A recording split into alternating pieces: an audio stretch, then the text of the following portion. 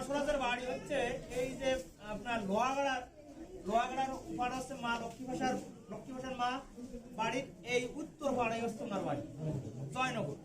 তা ওখানে যে মেলা হয় শিব চতুর্দশী মেলা হয়, তা আমি একবার যাওয়ার সৌভাগ্য হয়েছে আমার, দিছি একবার। তা উনার ওই মা লক্ষ্মী ভাষার মার বাড়িতে 12 জন বিদগ্ধ পণ্ডিত ব্রাহ্মণ এসেছিলেন নদিয়া থেকে ভাগবত পাঠ করার জন্য।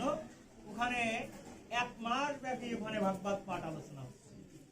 তারক কাড়াল উনি নিচু জাতি, সেহেতু উনাকে স্থান দেওয়া হয়েছিল এই যে আমাকে যে সত্রের ভিতরে যে আমরা ভাগবত পাঠ শোনার বা আলোচনা করার সৌভাগ্য হয়েছে, এর ভিতরে না উনার এর থেকে ওই যে ভ্যানের ওই পাশে ধরেন একটা স্পট মানে বস্তা সালা যারা কয়, ওর পর ওনারে বসতে দেওয়া হয়েছে। তো উনি কিন্তু 1 মাস ধরেই ওখানে গেছে, 1 মাস ধরেই উনি একদিনও বাদ দেয়নি, ঘুরে বসে এরকমের বসে থাকে চোখ বন্ধ করে হাত এরকমের দিয়ে উনি বসে ভাগবত আলোচনা শ্রবণ করতেন। কিন্তু 1 মাস যখন হয়ে গেছে তখন একদিন এক পণ্ডিত ব্রাহ্মণ বলতেছে ওই লোকটাকে প্রতিদিন ওখানে এসে বসে থাকে, চোখ বন্ধ করে থাকে, কিছুই শোনে না। দূরের থেকে হলে তো কিছু বলবে, শুনবে বা আমাদের কাছে জিজ্ঞাসা করবে আমরা পণ্ডিত ব্যক্তি আসছি সেই নদিয়া থেকে, আর উনি কে?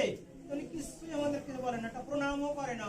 আর উনি প্রণাম করতে আসবে কিনা, মানে সত্তরটা যদি না থাকতে পারে তাহলে দূরের তো প্রণাম করে চলে যায়। এখন ওনার এই কথা বললে উনি ওনার কাছে যেটা যাবে, তুমি কিছু বোঝো না ভাগবত, এই শীতের রাত্রি তুমি এই 1 মাস ধরে আসলে তোমার কিছুই কি মনে লাগে না? মনে তো অনেকটাই যাবে, তাহলে তুমি বলো না কি বলবো, আমি তো আছি আপনার থেকে অনেক দূরে। ভাগবতের অনেক কিছুই তো অনেকেই অনেক কিছু শ্রবণ করে, তা আপনি তো কিছু বললেন না, কি বলবো? ভুলভাল কথা বললে কি বলবো? কি আমরা ভুলভাল কথা বলছি? দেখেন কি যে আপনারা তো মাঝে মাঝে ভাগবতের শ্লোক থেকে নিজের মন গড়া উক্তি আপনারা বেশি বলেন, মানে গীতা বা ভাগবতের কথা থেকে নিজেদের মন গড়া কথাই তো বেশি বলেন। অমুক অমুক সময় এই যে কথা বলেছেন, এইগুলো কি শাস্ত্রের ভিতরে এই শ্লোকে আছে কোনো সময়? তখন দেখছেন তো বাপ এ তো সাধারণ লোক না, সাধারণ লোক না। তখন ওনাকে বলছে, উনি তখন এই শ্লোকগুলো উনি বলতেছে যে এইভাবে সঠিক আছে। দেখেন আপনারা বন্ধ করে না রেখে এটা উল্টায় দেখেন, পৃষ্ঠা উল্টায় দেখেন, এত পৃষ্ঠা এইভাবে আছে। তখন ওনাকে নাম দেওয়া হয়েছিল যে আপনি হলো জীবন্ত ভাগবত। এটা হচ্ছে গ্রন্থ ভাগবত আর এটা হচ্ছে জীবন্ত ভাগবত। আপনারা এখানে যারা আছেন সবাই তো সেই জীবন্ত ভাগবত।